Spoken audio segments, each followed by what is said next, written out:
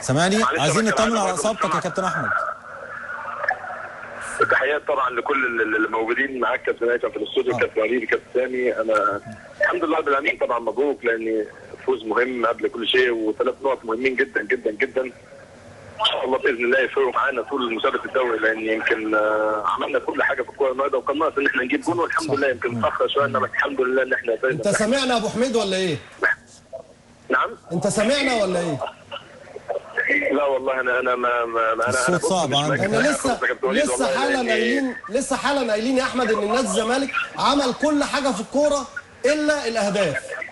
بالظبط يعني احنا النهارده كل حاجه فعلا اتعملت، وخاصه في الشوط الثاني، ولكن الحمد لله رب العالمين، الحمد لله والله. هو يعني مكسب مهم ومهم جدا جدا، والكل ادى بصراحه بشكل قوي.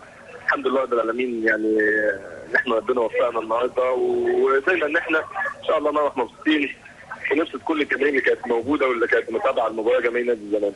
كابتن احمد، من وجهه نظرك لماذا تاخر الفوز النهارده بالنسبه لنادي الزمالك؟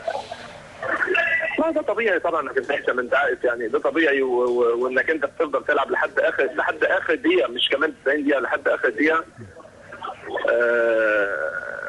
والمهم انك انت ما تفقدش الامل، يعني المهم انك انت بتحاول والفريق نفسه يحقق بطوله يفضل يلعب لحد اخر لحظه، لحد ما حصل معانا. ما هو تاخر الفوز يعني النهارده بتحط الكوره، والكوره مش عايز تدخل في كور كتير، ومش عايزه يعني بعد اوقات بيبقى فيه سوء توفيق، لكن انما الحاجه الميزه الكويسه ان اللعيبه ما فقدتش الامل، ولحد اخر لحظه بتحاول، وكله بيحاول، ودي حاجه تحسب ليكم الحقيقه، ودي حاجه تحسب ليكم. وعايزين نطمن على اصابتك يا كابتن احمد، وهل لا قدر الله تمنعك من المشاركه في معسكر المنتخب في مباراه البرازيل ولا لا؟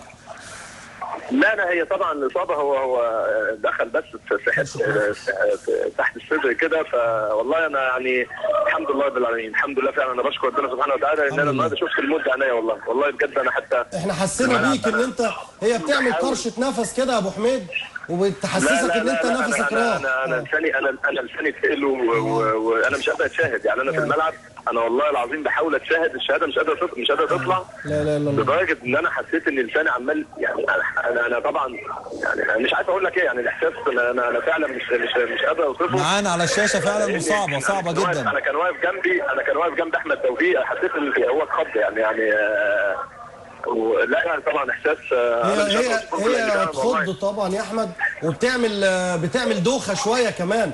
خد بالك انت كويس ان ما غمش عليك يعني. لا هو دخل بكل قوته طبعا فيا، وانا يعني مش قادر، لا قادر اتنفس ولا قادر اخد نفسي، ولساني عمال حاسس ان انا هبلعه. فالحمد لله الحمد لله والله. الحمد لله.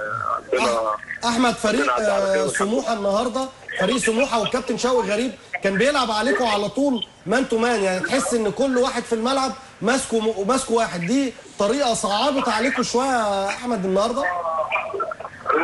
اكيد طبعا. هم حاجتين طبعا. هم كانوا بيلعبوا على كل مفاتيحنا مان تو مان، زائد حته الاجهاد. يعني انا حتى النهارده وانا بلعب المباراه انا حاسس ان انا مجهد من اول مباراه، ده انا حاسس بنفسي. وحاجه ثانيه طبعا، يمكن الكابتن شوقي طبعا هو مذاكر لعبتنا كويس طبعا، يعني من الناس الاكفاء جدا جدا، وهو حافظ فرقتنا بشكل كويس، وهم فرقه كويسه، يعني هم من فرقه كويسه.